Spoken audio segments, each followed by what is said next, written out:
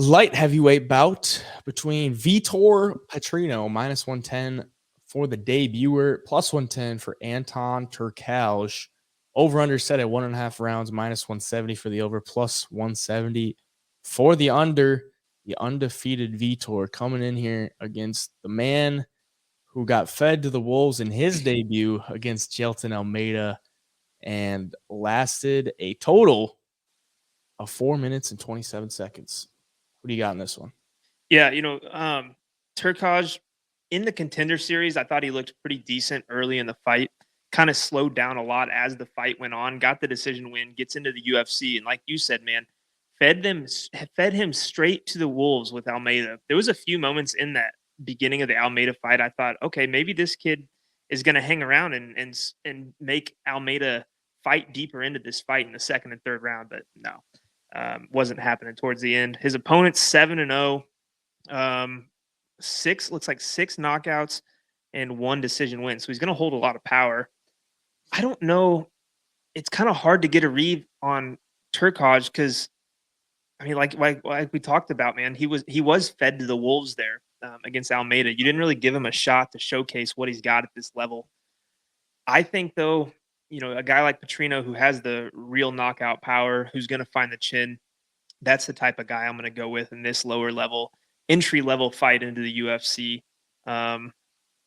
For just watching the highlights, it seems like he's going to be the more explosive fighter. I do like a lot of finishes on his record compared to his opponent. Yeah, I'm going to lean Vitor Petrino in this one, and I'm probably going to wait to see what that knockout prop is as it comes out in the week.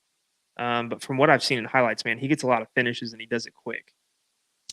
Yeah. If we look at Turkalj, fights on the Contender Series and gets a decision win. That was the week 1 of last year's Contender Series, which the only guy that got a contract was Joseph Pfeiffer. Yeah. So he didn't get a contract that night because everybody else just got decision wins. He was a -225 favorite in that one. Didn't look necessarily impressive. Just kind of rode the guy. I mean, he closed the distance and then rode him on the feet, had him up against the cage.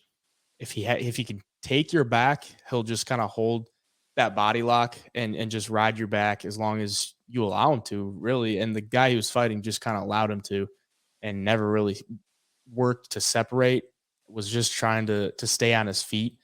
And he won the rounds that way. And then doesn't get the contract. And then basically Jelton Almeida's opponent falls out, and they're probably like, we need to get this guy an opponent. This guy got a win on the Contender Series a couple months ago. We'll give him a shot to get him in the UFC. So that's pretty much how he got in the UFC. Not the best way, not the impressive way to get in the UFC, but the way to do it, if you got to just get in. And he got in, but if you look at his opponent, Vitor Petrino, 7-0, 6 knockouts. His fight on the Contender Series, fought a guy, Rodolfo Bellato, who he beat in his first professional fight. So it was a rematch, basically. Had already knocked the guy out. Bellato had 4 first-round submissions on his record. The only guy he had ever lost to was Vitor. So these guys are basically undefeated. He's only beat him. Vitor's beat him once. This guy's undefeated other than that.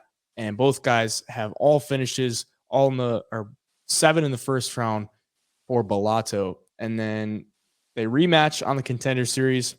Bellato, a strong grappler, definitely wants to get it there. Petrino was able to survive on the ground. He was in some, I don't want to say terrible positions, but he was on the ground, working the grappling, able to get to his feet. In that second round, he landed a left hook that just, it didn't even look like it landed like that flush, but it put him out and basically put him flat on his back. So he beat him twice. Bellato, he'll eventually be in the UFC. I mean, that guy is solid. So, yeah, I mean, I basically pick him odds. Petrino's a slight favorite, but I just think he's got the much higher ceiling and the more ways to win. He's got much better finishing potential. I think he probably does knock him out. But Petrino did get knocked down in his last fight in that first round, was able to battle back and get the knockout himself. But like I said, Bellato, a great opponent.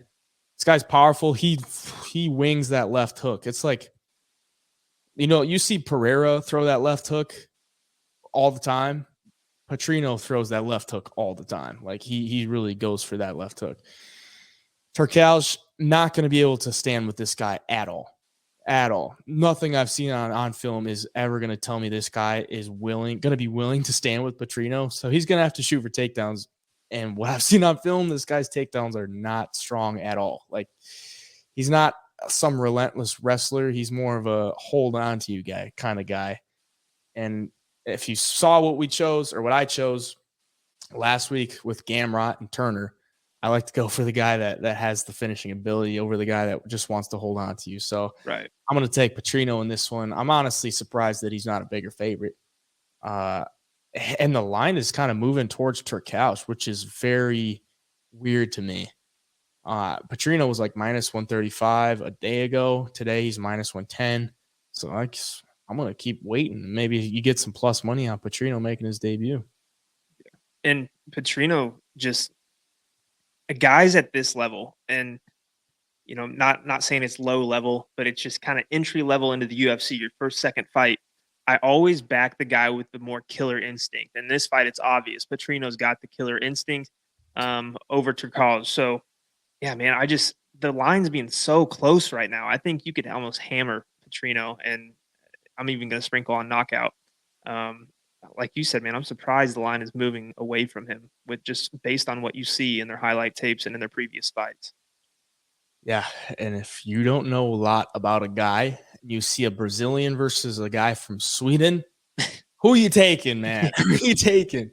Probably going to take the Brazilian.